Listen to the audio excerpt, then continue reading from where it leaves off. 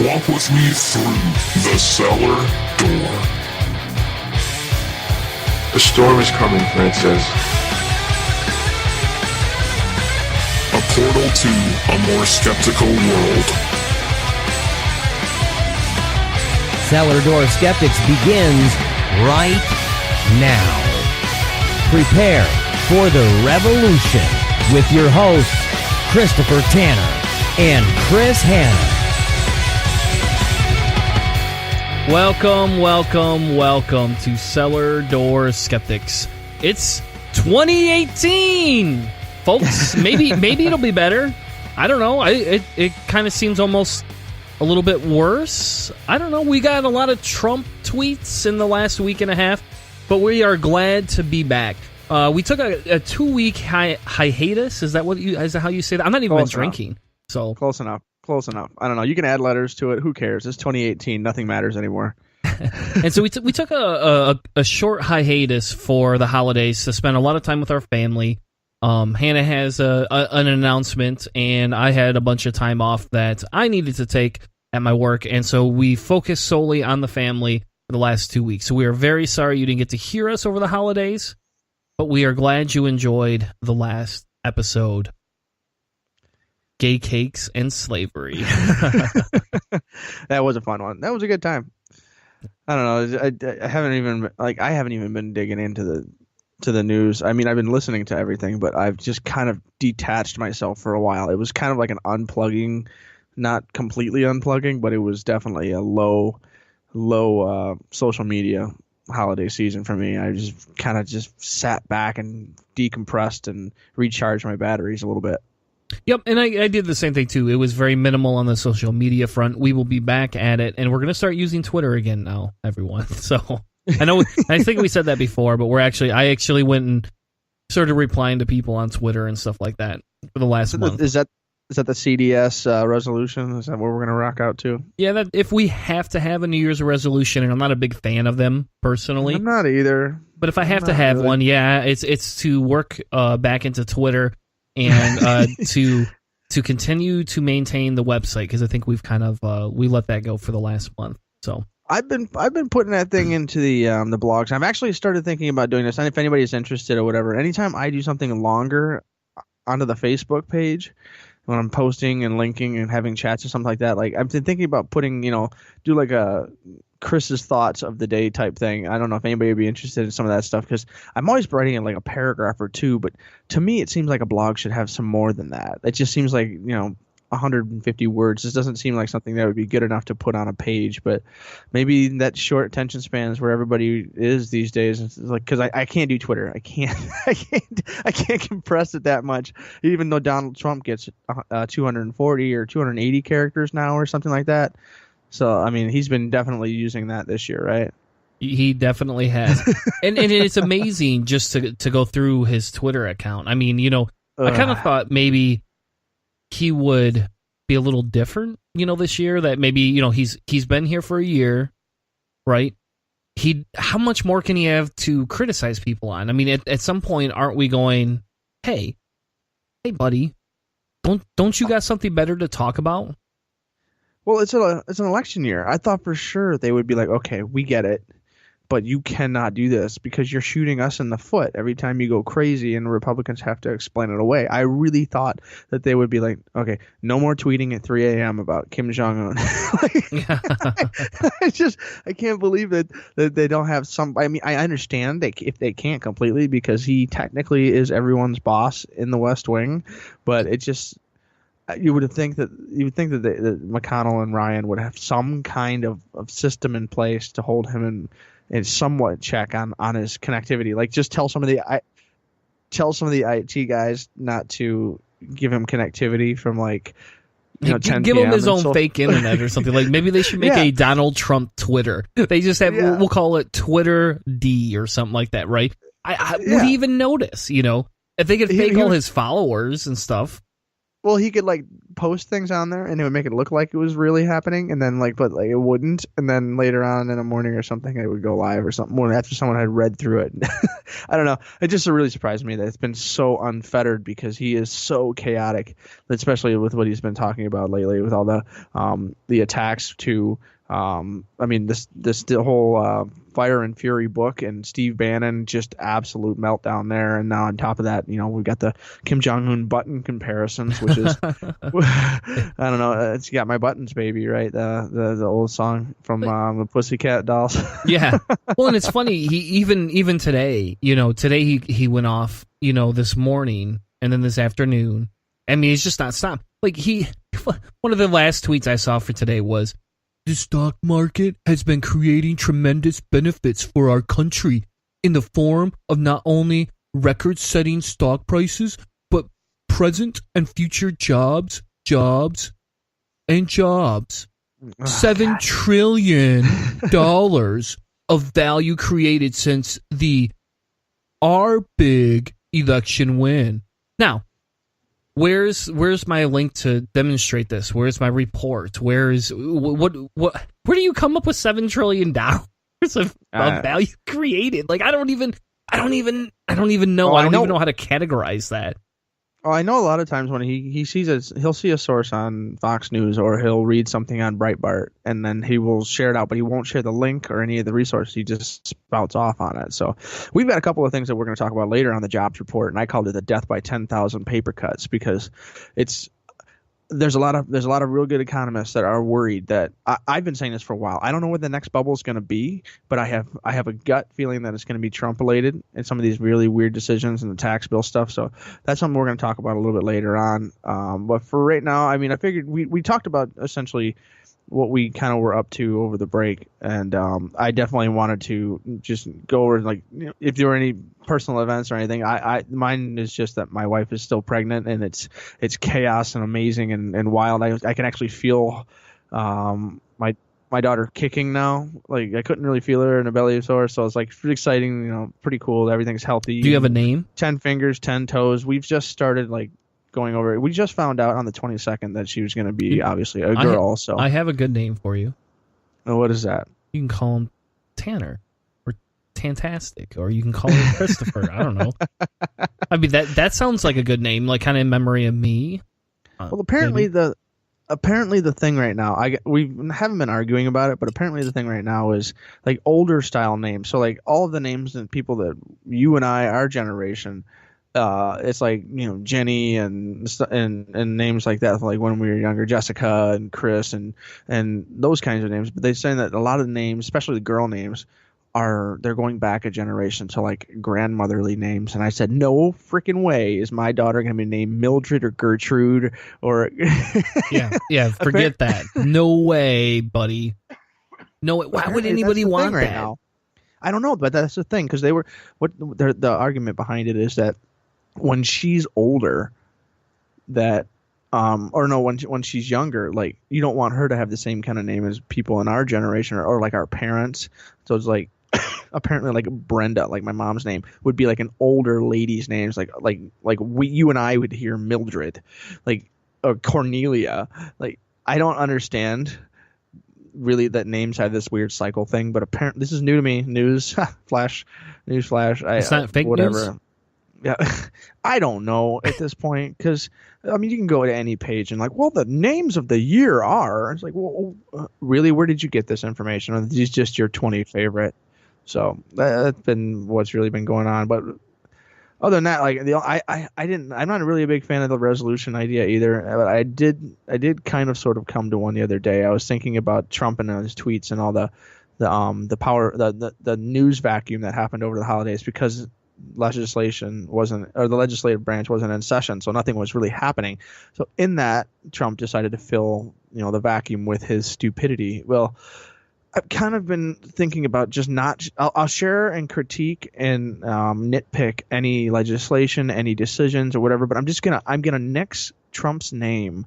I'm gonna nix any kind of hashtagging with Trump in it to try to minimize any of the, like, I don't want to add to his Trump is trending today. I don't want to add to any of that. So I'm personally making that conscious decision to not like tweet or anything, push out anything that he's directly connected to. Because I really think that if you popped his bubble and like the whole country just stopped sharing his crap, he would deflate like a balloon. Like he would lose his mind if you weren't paying attention to him all the time.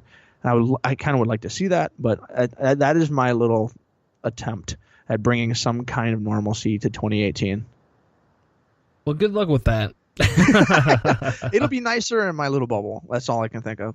Yeah, a little bit of that privilege there, huh, buddy? Well, It might be. The funny thing is, and I guess we could get off the Donald Trump thing here in a minute, because I probably should tag him since we've had to have that conversation just to piss you off now. But yeah, Cellar Door and you. Have you heard about the whole fake news thing? The new like awards thing? Yes, the fake news awards. Like, yeah, I don't believe that's going to happen because it's the same thing on the Trump TV or whatever, like just fizzled out. I mean, like, I'm sorry, but like, especially today he was like, Jake Trapper, a fake news CNN. I just got destroyed in his interview with Steve Miller of the Trump administration. I mean, like, seriously, like, okay, but all right, let's talk through this a second. You don't want to talk about him. You don't want to tag him as much this year, right? That's your New Year's resolution. It's kind of funny because he's doing some of that with CNN. He's giving all these other news outlets shout outs like 50 times a day, like constantly. He's talking about CNN. He's got to be he has to be the biggest story in the news. If he's not, he tries whatever he can to be. And it's got to frustrate the people that are at the in like the strategic analysis, because I mean, in all reality, it is important to be, a trending topic and have your plans important and not at the top of the news scale or news cycle. But there has to be some kind of strategic value. You can't just run around with a shotgun shooting everything at the wall. It doesn't all stick, and a lot of times that'll hurt you. And I think that's what a lot of Republicans are worried about, is just his chaos coming back to hurt them. Yeah, it's insane. Crazy. As for me, my life is getting extremely busy. My son is now in the school play, on top of choir, on top of band. So we have lots of school activities right now that we're participating in. My work, this is the end of the fiscal year for Steelcase, so we have to close out budgets for the year over the next 2 months, create new budgets, get them accepted, proposed across the VP's desk, all sorts of crazy stuff. So red tape, baby. Oh yeah. Yeah, so a lot of and I'm still in the middle of implementing that software system in 2 more warehouses, so that's a lot of fun. But the big thing for us this year is we've been invited to the Michigan Atheist Convention, and they're going to annual 30 years, baby. They're going to have their 30 years, and they've invited Han and I to do a small little talk. So we'll have all of the links in the description. Hopefully, if you're local, you live in Michigan, you want to come out and see us, meet us, we will be out at the convention both days, on Friday and Saturday. And I believe it's the first weekend in April, if I remember right. And I don't even know. That might be Easter weekend, too, isn't it? I wonder if that's Easter weekend. I wonder when Easter is this year. That'd be even better if it's Easter weekend. I heard it was like on April 1st or something. Like somebody was like, it's like April 1st is You're Easter, the right. I think. It's the weekend after April Fools. Yes. So, and it's kind of funny because actually my phone has Easter Day, and then right underneath it is April Fool's Day, and they're both holidays. I would call it that is a nice moral equivalence. I'll give it that. So hopefully if you want to come out and see us, that would be awesome. We will definitely be out there talking about the show, as well as we're doing a parenting topic. The theme is secular parenting, right? Yes. And so Hannah and I are putting together maybe a presentation. I don't know how fancy we're going to get, but we're definitely putting together a speech that the two of us will work through. What we'll probably do is we'll give like a little taster closer to the event, and we'll also be having Joyce and Marty on the show closer to the event time. Awesome, like a sneak peek. Yeah. Yep. So we can't give the whole thing away because they're going to record it and they're going to put it on their website and stuff like that. So we don't want to take away from anything that they're doing. But we will give a little bit of a enhanced sneak peek as to what we'll be talking about, and hopefully you can all come out and see us. Or at least we'll be able to send out the YouTube link or something like that. I never did see when we spoke at the conference 3 years ago. 2 years ago, I think it was. Something along those lines when we gave our speech, basically talking about our old site and how we were using social media and new ways and shapes and forms to try to bring in the younger kids, get the kids while they're young type thing. Use that church technology or that church methodology or whatever. But I never did find that online. We should see if we could find that, just because it might be fun to see us in suits. Yeah, we'll have to look through that. So, well, we're going to take a quick commercial break. And when we come back, what we'll be doing is we got an interesting topic, actually. I don't think I went over the topics tonight, but the next topic that we're going to be talking about is an article you found from The Guardian and the Smithsonian talking about James Fallon, a neuroscientist who discovered he was a sociopath. We'll be right back with more Cellar Door Skeptics. Hey, this is Keith. And this is Jen, and we're from Not Another Atheist Podcast. You're listening to Cellar Door Skeptics. Join the revolution. If you'd like to join the ranks of Patreons and sponsor the show, head over to patreon.com/Cellar Door Skeptics. For less than a 20-ounce soda or an energy drink each week, you can help sponsor us, the hosts, and our charity of choice. Patreon helps Cellar Door Skeptics create better content, become better activists, and it's going to help you stay healthier by drinking one less soda or one less energy drink each week. Click the link in the notes of the show to sponsor us today, because we bring the discussion with the sources.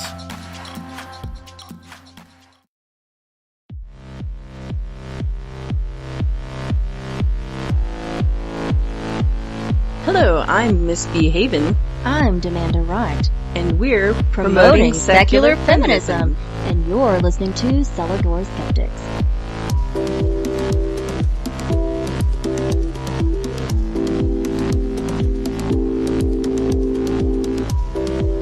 Now, back to the show. I was looking at many scans of murderers mixed in with schizophrenics, depressives, and other normal brains. He said, out of serendipity, I was also going to study on Alzheimer's, and as part of that, had brain scans from me and everyone in my family right on my desk. I got to the bottom of the stack and saw this scan that was obviously pathological, he said, noting that it showed low activity in certain areas of the frontal and temporal lobes, linked to empathy, morality, and self-control.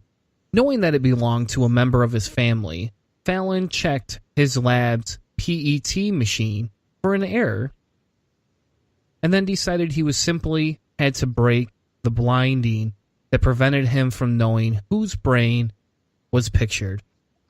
Welcome back to Cellar Door Skeptics. So the topic for this segment is an extremely interesting topic. Kudos to Hannah for finding this, because this is one of those, couple of different articles in a book where when you read it, it's one of those things it's got to be like 1 in a million, right? Like a scientist doing all these different studies to look through psychopaths' brains. Yeah. And all of a sudden finds out he may be a psychopath as well. Crazy. That's just insanely crazy. I don't even know how to quantify that. It was a really cool, just something that caught me off guard. It's something that was really trending for a while. I want to say about 2 or 3 weeks ago, and I immediately went onto YouTube to try to find some long speech that the guy had given, because he said he was a practicing researcher, and he gave a public talk at the University of Oslo Symposium on Bipolar Disorder in 2010, and that's when he started to take his psychopathic traits seriously. But he had basically been working in the area for Alzheimer's research, and he happened to start working with another gentleman who was saying, I want you to look at these brains, and they were doing all of these scans for prison inmates. In 2013, they did 121 prison inmates. They split them into 3 groups. So they were highly, moderately, and weakly psychopathic, and they have basically the way that their behavior was set up. And so like these people are showing absolutely no empathy, incredibly violent, all those kinds of things. And the inmates were shown images displaying physical pain, and then asked to imagine what was happening to themselves or others. And in the highly psychopathic subjects, they displayed a pronounced empathic response to the thought of pain when imagining themselves. But brain activity across several regions involved the pain empathy was identified as heightened. They basically break through. We've got 3 different articles in here that get pretty heavily into the science, so I recommend everybody want to take a look and read through. But they'll give you the overall what they were doing is sticking these prison inmates into these PET scan machines and watching what their brains were doing when they were talking about pain and suffering and things where you would see empathy. And they were watching what was lighting up in the brain. And one of the things that they found was that you can pretty much tell a fully psychopathic person. If you look at the images at the very top of almost all 3 of these articles that we have, of the new Atlas one and the neuroscientist, the Smithsonian Mag one, all 3 of them have images at the top, and you'll see like it's kind of like the brain shape, and it's dull and dark in the middle. That middle section in the area is it's showing essentially no activity, but a normal brain. So like what he did was he was looking at all these brains that look like this image, dull and dark in the center. And then he said, well, I don't know which brains are, I need some normal brains. And so he had just said, hey, I got my whole family scanned. And so he was scanning his whole family. And then he was flipping through his whole family stuff. And then he found one of those images that looked like one of the ones from his prison experiments. And that's when he decided, like you said earlier, he decided to break the binding to see who it was, and he saw that it was his own name. That was the start of the entire thing, which is crazy, but it's a really cool study. I mean, he was starting off on Alzheimer's. He was just working on this psychopath thing, I guess, as a partnership or a connection with some other scientists, and he found out that he was basically a brainwave psychopath. Yeah, and it's kind of funny because inside of there, in one of the articles, and this was the Smithsonian, it essentially kind of talks about, his NPR interview, the TED Talk he gave, and he kind of says he almost thought that his hypothesis was wrong, that it wasn't, maybe he's incorrect, which is, that's what a lot of scientists do, I mean, they want to see A, yes, I'm correct, or B, I'm not, incorrect. I mean, that's the whole point of science. But it's just kind of weird to see that, right? That all of a sudden this shows up.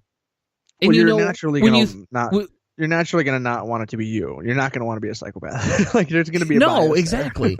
and it's kind of funny if you think about it, right? How many psychopaths do you know that like have normal lives and can work around? I know sociopaths. But psychopaths, that's usually they have more violent type tendencies, from my understanding at least. Yeah, there's a couple of different ends as to the difference between the sociopath and the psychopath. But one of the cool things that they have, there's the genetic aspect of this as well. And so there's a little bit more to the story than so. Like what he did was when he found that he himself had brain activity very similar to people who were considered, psychopaths in the prison system, as they started looking at the genetics tests, and that's his area. He's actually more specifically in genetics and neuroscience is his field of study. But he had his genome sequence, and he had all these high risk alleles for aggression, violence, and low empathy. There's a variant of this gene called the MAO-A gene that has been linked with aggressive behavior. And it's a really interesting story, and so we can maybe touch on it a little bit towards the end of it if we finish up this, because I have an interesting hypothesis that not a lot of people have been wanting to talk about. But he mentions it in his video, the TED Talk. But this gene has been linked with aggressive behavior, and he decided after checking into it and then looking into his neurological and behavioral research into his psychopathy that he really is a psychopath, but he's what he would call a pro-social psychopath, someone who has difficulty feeling true empathy for others but still keeps his behavior roughly within socially acceptable bounds. That's the big thing. If you ever heard about a socially functional person who has depression, they usually they have a thing like mania. So some depressives will go on and work 20 hours a day, 23 hours a day. They dive into their work and the things that they're interested in so heavily that it becomes almost a mania, an obsession. This guy's kind of the same way. It's like he has these tendencies and this lack of empathy, but he puts all of his attention and all of his, I guess, willpower into being a good scientist and learning a lot of things that way. And these genetic markers and everything, just all of that behavioral stuff kind of started to line up. But when he started to do family research into his side of the family tree, his wife's side was relatively normal. He looked into his own, and just in like, I think it was like 10 or 15 generations back, his family had 7 alleged murderers. One, it said that his great whatever number it was, grandfather, was the first case of matricide, a person killing their own mother in the United States. And then obviously that's Lizzie crazy. Borden. Yeah, and his in one of his ancestors, or ancestors, I guess the best word, is Lizzie Borden. I don't know if you know who Lizzie Borden was. She was. She killed. I don't know. She killed some family members. That's all I remember. Yeah, she's an axe murderer of her father and stepmother in Fall River, Massachusetts. So like she's in his family tree as well. So like this is a kind of a push to that genetic aspect, right? This is something that's kind of going down through the genes in the family. And so this is more and more indicators, scientific indicators that would say, listen, all of these things are kind of saying that you have, a lot of stuff that makes you a psychopath. And, friends and family and his wife kind of be like, yeah, you don't ever have any empathy or emotional attachment is really bad. So, I thought this was a really cool story. Yeah. I mean, and if you keep going through the article, right, he talks about, how could it be different for him, right? How is it different? How did he not kill anybody? And he says, and again, I've not done a lot of research into this, but he's saying because he got a lot of love, it protected him because his mother had had multiple miscarriages before him, so they gave extra attention to him, and he actually feels that plays a important role. Yeah. And that's interesting because if we could diagnose, sociopaths early on, right, what would that mean to how we parent? Could we parent differently? Could we change, could you change how a child ends up? And to me, that's extremely interesting personally, because, again, we don't want to just create this statement, we're going to put all sociopaths down. Because obviously, this guy has identified as a sociopath. And I guess I don't want to say identified like it's a gender type thing. I'm saying is he's been identified as a sociopath, through all the markers, and he hasn't killed anybody. He hasn't raped anybody. I guess we don't know 100% for sure, but, probably by now it would have come out, especially with his book. People are probably like, oh, I'm going to look into this, Yeah. And he says in that one article, he says, I'm obnoxiously competitive. I won't let my grandkids win games. And in the background, my wife's going, yeah, hey, that kind of sounds like somebody else in this room. I'm like, oh, man, maybe I need to get tested.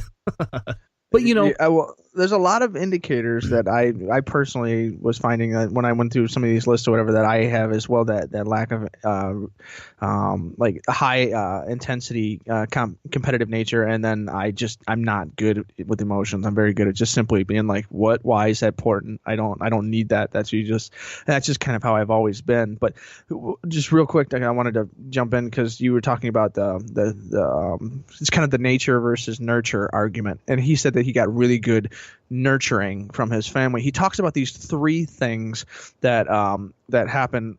He says that he obviously looked at the genetic thing, which is one of the more important things when it comes to that. And then there's he says it's a bad role of the I'm trying to see if I can find it. It basically talks about how one of the most important things is that nurturing at the very beginning, and if he can get that, then you really do have a chance. Because what he got was, because he said that the abuse is one of the things that's in there, and then the genetics is one of the things that's in there, And then the brain, basically the brain function, I think it was the third one. And he said that he only had 2 of the 3.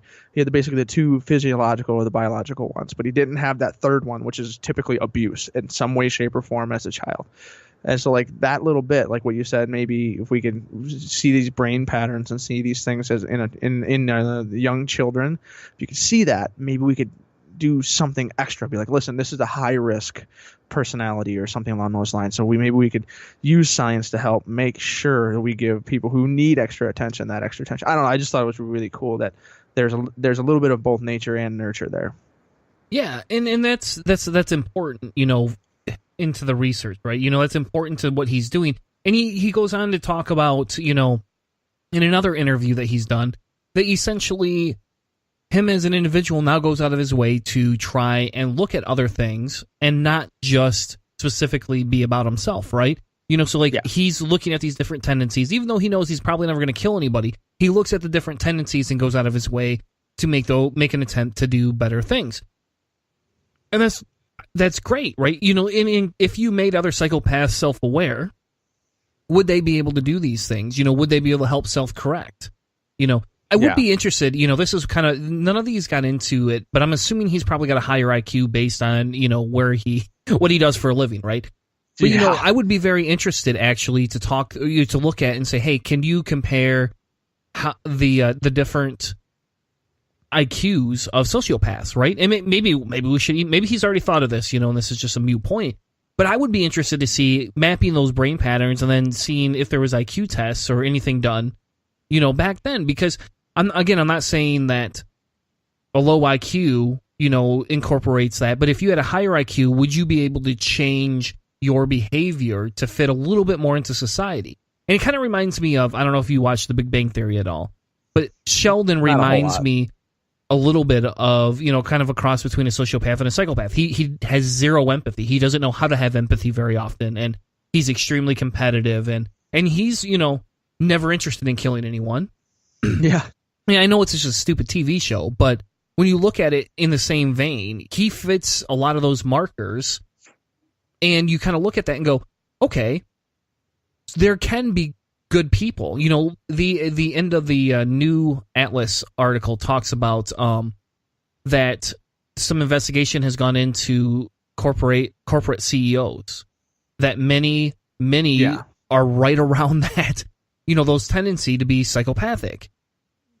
Yeah, it's basically the lack of emotion and the ability to kind of separate yourself from anything. You're effectively able to put up a wall to separate yourself from, you know, the emotions of other people and things along those lines. It just, you have a higher tendency to do that. I've heard of the type 1 and type 2 personalities. You typically hear type 1 is the more aggressive, assertive, and tending to be a domineering or leader type role, and then the type 2 personality is typically known as, you know, a more morose or an artistic and casual and less aggressive personalities. And those types of things we kind of got, you know, it's like the old idea of there's a little bit of truth in every caricature that you hear. Well, we've got all these ideas about psychology, and now we're starting to put, with the new genetic research and all these different visual acuity abilities, that we're starting to put some science to it.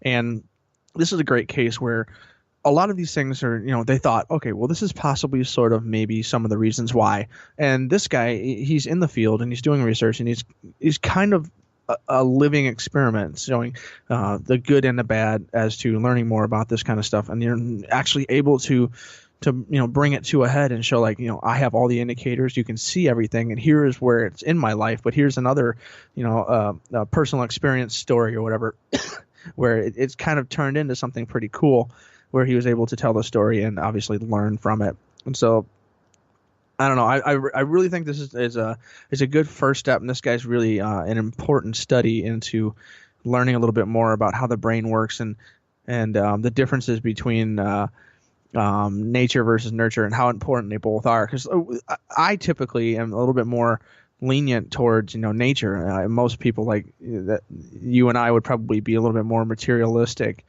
as far as the natural world is concerned. And so that nature versus nurture thing, it's kind of tough. We tend to be a little more on that we're all working machines. But this is a pretty cool example of how that machine kind of attuned itself to a really great parental structure that helped a guy that has all the indicators of being incredibly dangerous according to the science.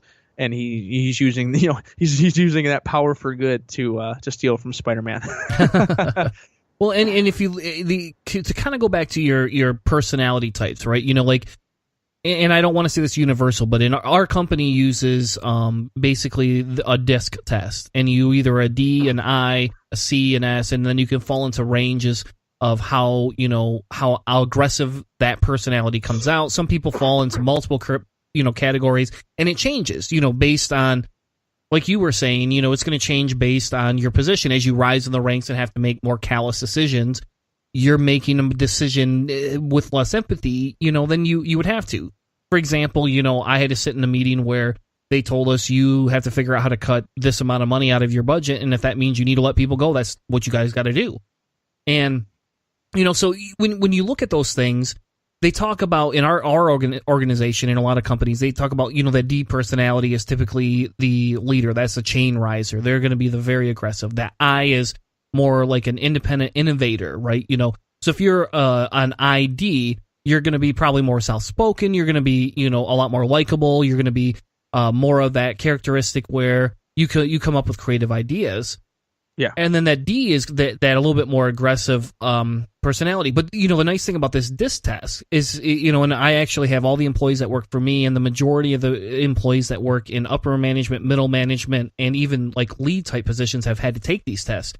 And what it does is it actually talks to you about how you can interact with people. I guess it's kind of sidetracking, but yeah. It talks about how you can interact with people on a different scale. So, if you could identify how psychopathic you were, right, and not in one of those stupid Facebook, posts where you got to go to this link and answer these questions, but in an actual scientific aspect, would you be able to turn around and how can you change that? How could you change your behavior? And if you are understanding of where your faults lie, can you change it faster, or is it just more dangerous to have certain people understand that and use that against others? I keep thinking of whole American Psychopath, right?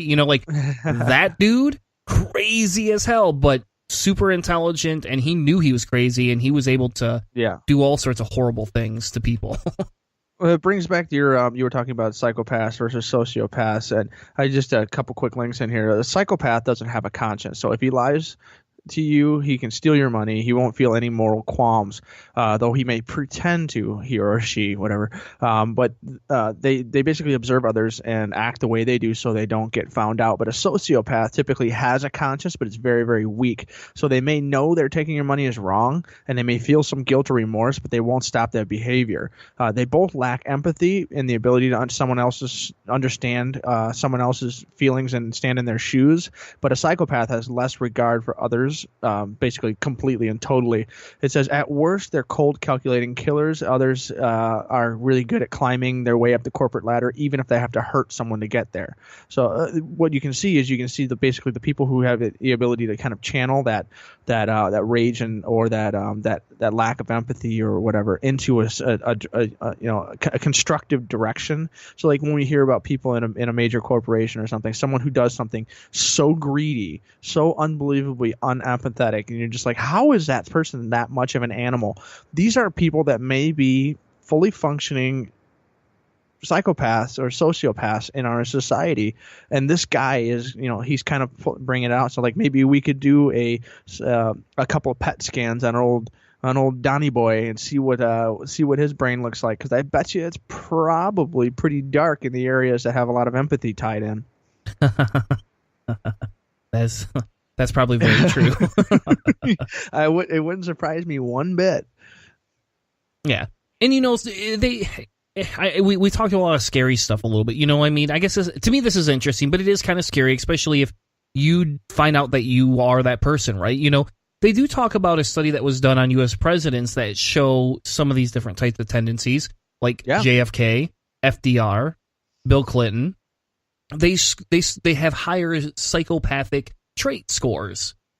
And you could take that test too. Isn't there a link there?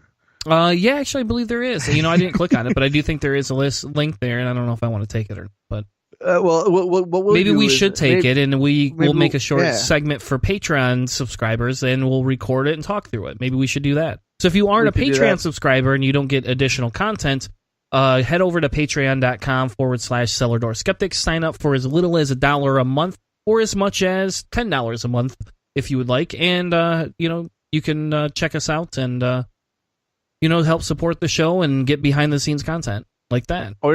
And if you don't want to do that, you can always just send us what you got. And if you're a psychopath, we can give us your address so we can stay away from your neighborhood. Oh, come on, Hannah. Come on. Hey, you don't want to go trick or treating in the psychopath's neighborhood, man. You might get a razor blade in that coffee or that apple or whatever the heck. Oh, Hannah. Well, like I said, I found this very interesting. We put all the links in the description. Maybe someday we can have him on the show. Who knows? I've been following him, so if anything new comes out, I'll let you know when they find him with a bunch of bodies in his basement or something. All right. We're going to take another quick break, and when we come back, we're going to be talking about jobs and the death of 10,000 paper cuts. We'll be right back with more Cellar Door Skeptics. This is Trav Mamone, host of the By Any Means podcast, and you're listening to Cellar Door Skeptics. Prepare for the revolution. We have cookies. Looking for something new and exciting, or maybe just a change from the old atheist show format? Cellar Door Skeptics podcast provides listeners with hours of enjoyment each week on Spreaker and iTunes. Check us out as we talk politics, religion, science, reviews of books and music, along with the occasional interview just for a twist. Join Christopher Tanner and Chris Hanna every Tuesday night at 8 p.m. Eastern as they bring fresh content to you. Walk with us through the cellar door as we help you prepare for the revolution. You can find us on Spreaker, iTunes, YouTube, and even on Facebook.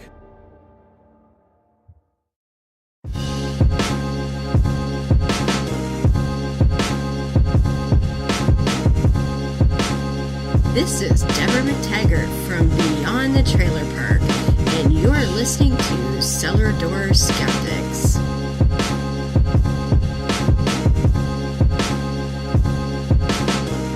Now, back to the show.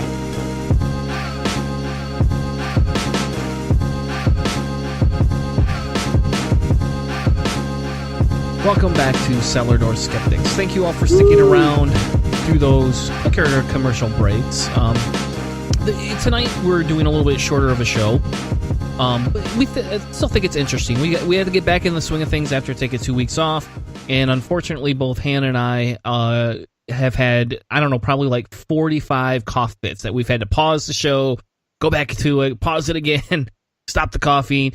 That's why sometimes you hear Hannah talk for a little bit longer, because he's not coughing and Chris is over here on the other side of the mic, having a cough fit.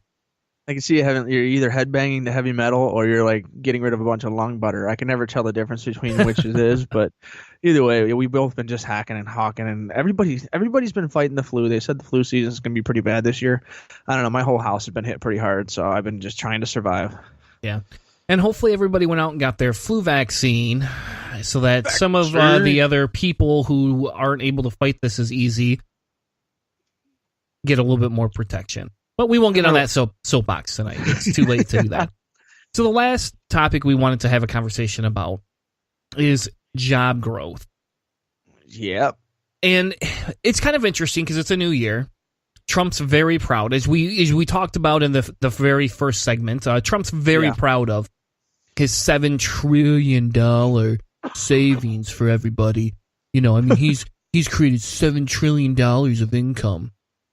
So let's look at that, Hannah. You had a couple of articles, one from Rachel Maddow, and I don't think MSNBC shows up on his fake news awards, or at least hasn't really yet. But we definitely know Rachel Maddow has shown up on his fake news alert, at least within the last year. Well, yeah, she's had a couple of things. She was the big publisher of Trump's tax returns like 1 or 2 major pages of it from years ago or something along those lines, and they were saying that she's got his tax returns, and it ended up turning out to be only a partial of it. And they made it a real big deal out over what it really was. So, like, this isn't to say that she is perfect all the time, but she does do in my opinion, she does do a very good job as far as mainstream media is concerned at doing a nice research pieces. And this one here isn't actually done directly from her. The author is a guy named Steve Bannon, but this is on the Maddow show and the Maddow blog. And the headline brings it all into perspective. It's the job growth slows to a 6-year low in Trump's first year. So in the last 6 years, we've had something like, nonstop every single month job growth. We have not had a negative month since it looks like November, October-ish of 2010. And it's been nonstop every month job growth, every single one. And we haven't had any losses of job. We haven't lost any jobs in the entirety of Trump's presidency for the first year either. But what we've seen, is a job growth decrease. So the total number of jobs created as far as percentages are concerned on average is it's pretty low this year. It is only 2.05 million, which is a 6-year low since 2011. I mean, Trump's saying that everything is great. The Wall Street is at the top of the records, which is true. But the number of jobs that he's created, I would say that the market and the economy established by Janet Yellen and Barack Obama is responsible for most of the Trump's first year economic growth. But regardless, he gets credit as typically the head of the executive branch likes to claim at the end of each year.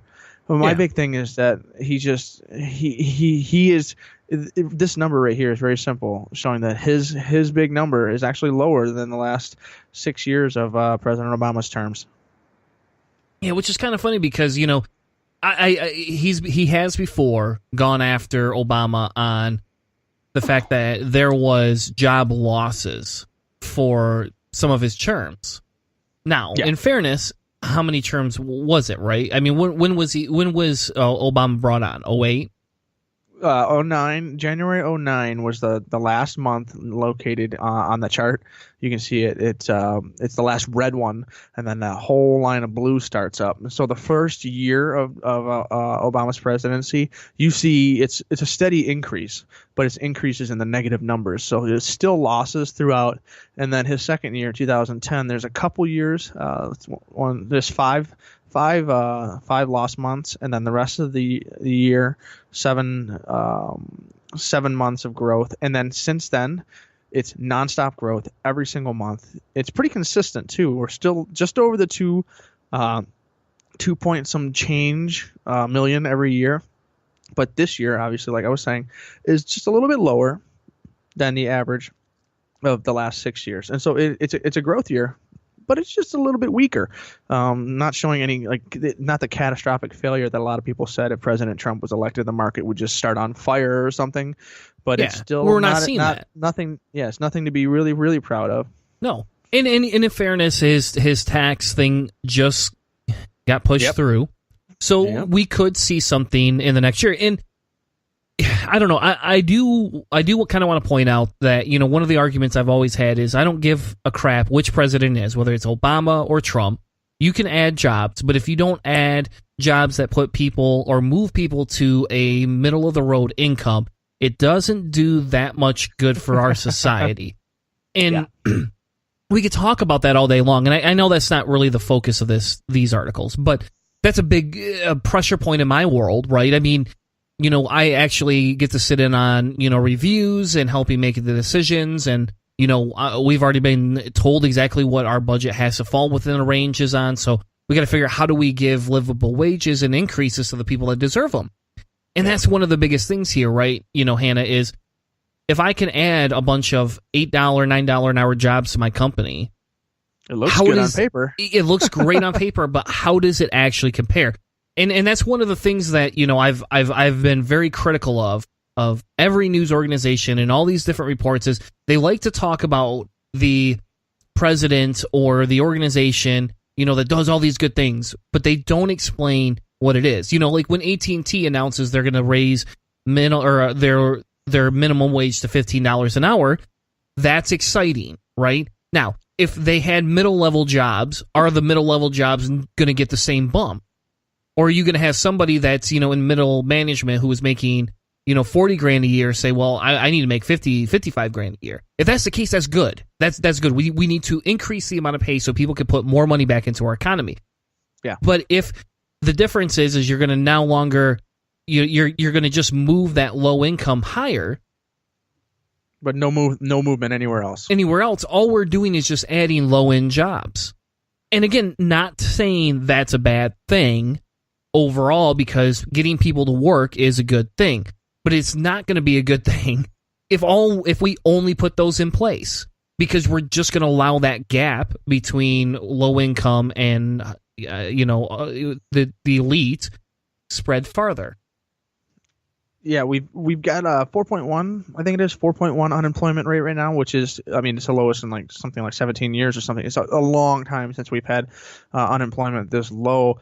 But my question is how many of the people who are out of the workplace, there are the people that were trying to get back into the workplace, how many of them have been coming back? Because if that group of people, which is a very large group, I think it was something like 2 million or something along those lines of eligible people who just simply have stopped trying to find work, if they're starting to bring some of those guys, and it's mostly male, but if they're starting to bring some of those guys back into the market and into the workforce, then that's a real positivity for me. And then on top of that, that's still maintaining that 4.1%. Now we're talking some good stuff here. But we talked about this last year. I think it was August. They had 180,000 jobs gained, and we did this on the show, and we talked about that's awesome. But in that same time period, we had lost 18,000 high wage earning engineering and upper level management jobs. And the jobs that we had added, 180,000, were mostly in the service sector, mostly at minimum wage or just below it, and still below what would be considered a livable wage in most cities, especially in the metropolitan areas where it's incredibly expensive for food and housing. And so, like you said, those jobs need to be good jobs that we're adding, as opposed to just stuffing the coffers at the bottom. Yes. And another one of the things to kind of look at, and the Rachel Maddow article doesn't touch on it, but another article from Quartz Media actually does talk about this. They talk about what happens and where do we send some of our people. So they go into a group that advocates for federal workers, says government records show more than 10,000 jobs as federal contractors have been sent overseas since Trump was elected. That's more than double the average annual amount Barack Obama's presidency. The organization Good Jobs Nation, funded by unions and faith groups, wants the White House to hold these contractors accountable.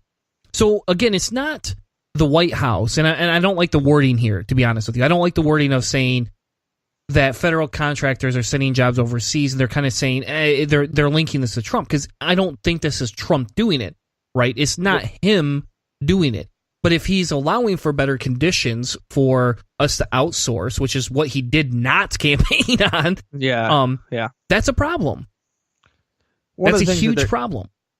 Well, what they're saying is that I think they're attributing this to Trump, partially because he is so willing to accept all of the praise for all the good things that have been given.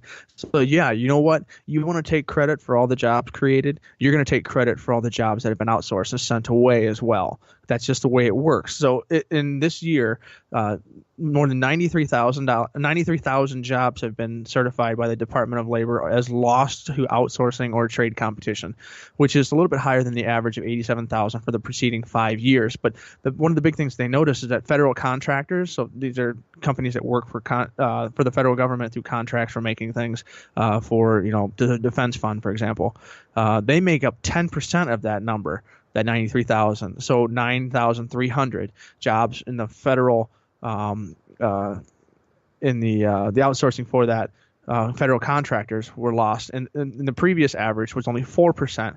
So what they're saying is that it seems like the big corporations like General Motors, Boeing, United Technologies, they aren't worried about political repercussions from the man in the White House. How everybody's so afraid to get that Trump tweet that just kills your stocks, which during the campaign Trump was doing, and you were seeing things like Carrier having big problems. Well, Trump hasn't been doing that anymore. He hasn't been really going after corporations and stuff like that. And they talk about Carrier, how they managed to stave off all of the layoffs that Trump said he saved, all of this stuff. Well, after Trump stopped paying attention to everybody, they've slowly been chipping away, and they pretty much have the exact same process and plans and numbers they had in place before. They just took the Band-Aid off that they did while Trump was paying attention, and they've since moved on.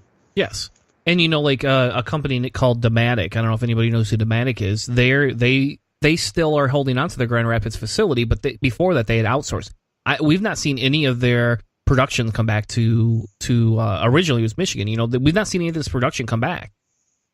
I wouldn't expect to. I really wouldn't. And it might. It depends on what Trump does with NAFTA, because there's discussions about NAFTA. And again, now we're sidetracking, here. It's kind of involved. It's kind of part of the conversation, though. But you got to think, Hannah, there's that conversation that's going to be happening.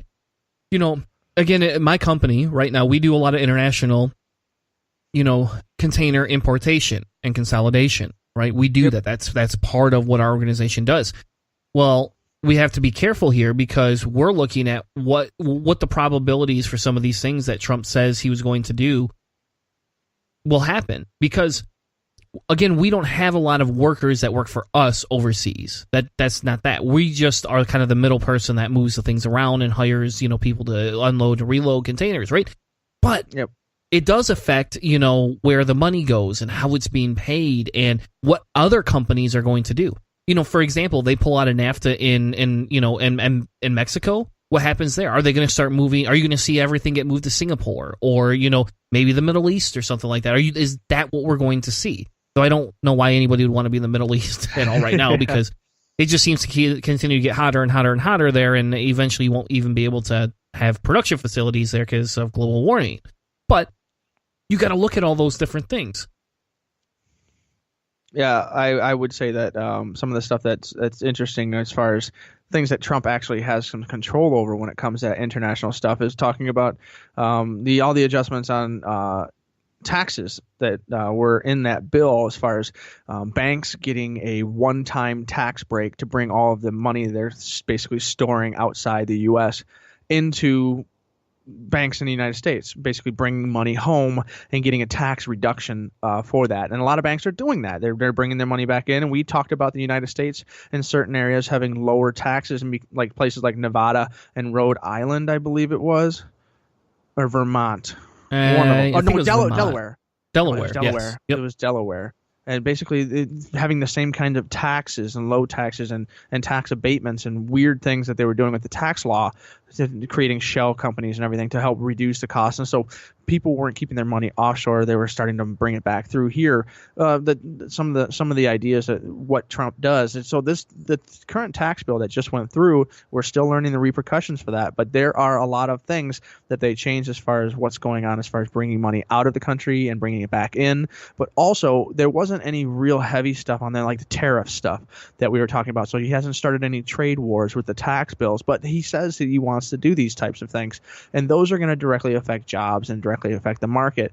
But we'll see if creating tariffs and creating the stuff that he said that Trump said that he would do to, like, for example, American car manufacturers, because he wanted to charge 30% tariff. 35% tariff on cars being manufactured outside the U.S. Well, I hate to break it to you, buddy, but the most American-made car in the United States is a freaking Toyota, because I mean, a lot of stuff is all the American GM stuff that's assembled in the United States, but most of the pieces are created elsewhere. I mean, Germany does almost all heavy-duty chipsets, and Japan does a lot of other silicon stuff, all the computerized things, and we assemble these materials and things that are made in Mexico and Canada and all around the world. We assemble them in the U.S., but made in America, where the manufacturing, like me crunching a machine and creating parts in steel, that's not done in the United States as much. And if you created a tariff on that, like, we're talking major problems with what's going to happen with this, this job creation. So there's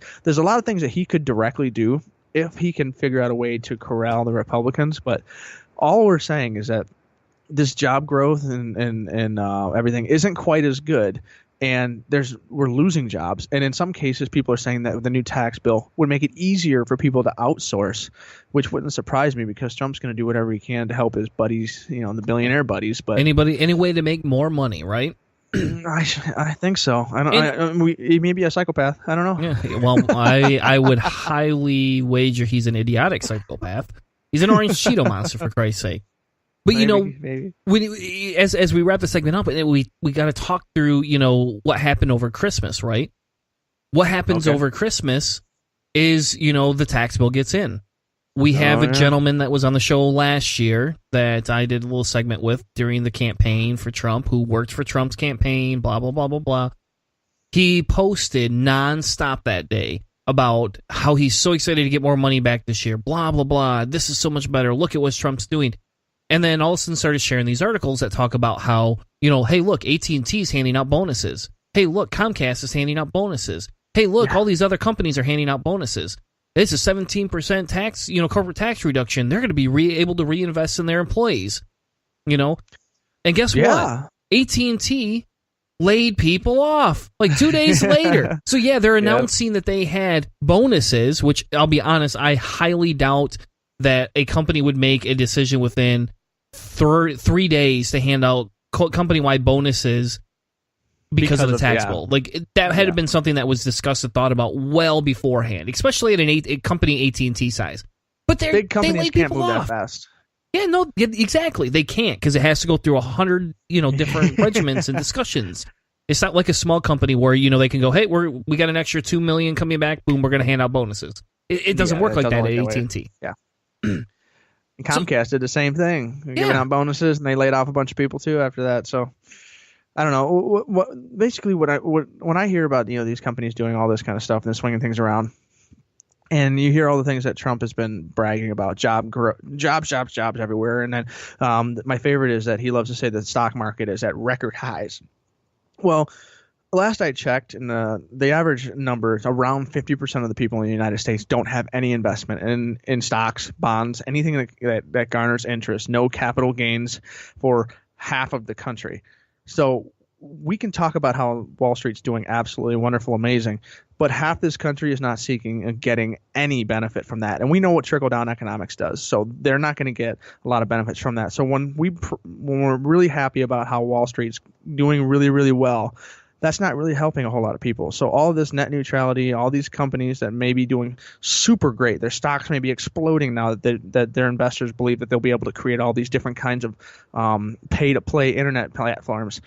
That money's not going to come back down to all the stock dividends. That's going to come back to the little guys because, one, it doesn't sound like they're getting that big of a bonus if they lose their job. But two, that money doesn't make its way down. So we're going to see if this money ever comes back. But they may have created a few jobs and created some tax incentives, but I don't think it's going to help people. And I don't know if that's going to benefit the market or not in the long run. So we'll see if it keeps creating jobs or if we see that the market create less and less jobs every year from now on. Yeah. Well, and, I tentatively asked my boss. I sent him a text, the next day and asked, hey, that's 17%. I can do the math. Hopefully they're handing out bonuses to all the employees this year. And, he never responded back. And then when I came back from vacation this week, I had to go in his office and we had to, talk through things that happened while I was gone. And he's like, I saw your text, just so you know. And it's like, okay, well, I said, I'm not being serious per se. I mean, I am being serious, but I'm not, I don't expect some of that. I said, but in all fairness, buddy, you got a bunch of people that have worked really hard, and now they're going to see this happen. And if we don't see a benefit from this, or we don't see a large, wage increases, people are going to be turned off by that. It's not going to look good for our company. Yeah, or invest in the employees. So create a new program that gets people more education if they wish to seek for it. So it doesn't have to turn directly into a bonus or whatever. They can invest in your future, give you a new certification and something relevant to the company, or I'm sure there's something that would be of value for the company for them to invest in you and your employees as well. Exactly. Well, we have all of 2018 to see how it's going to pan out.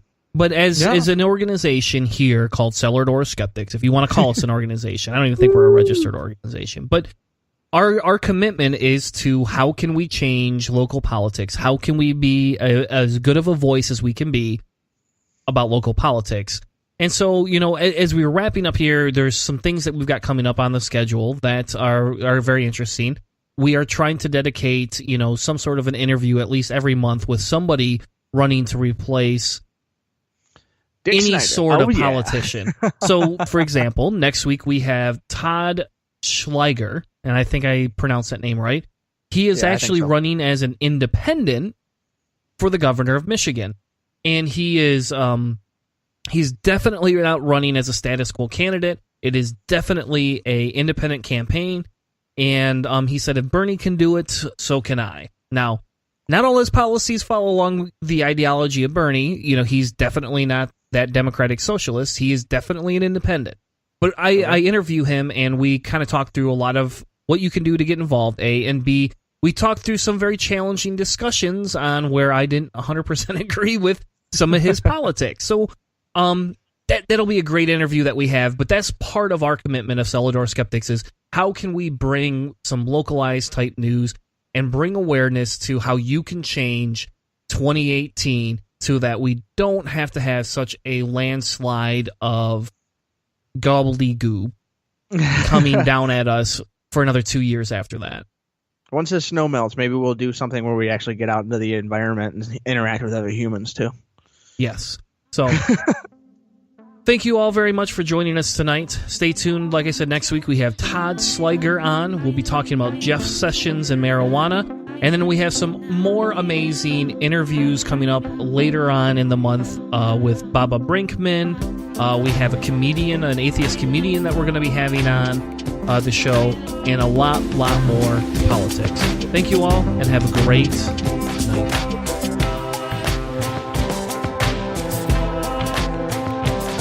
You've been listening to a presentation of Cellar Door Skeptics. Check us out on Spreaker. CellarDoorSkeptics.com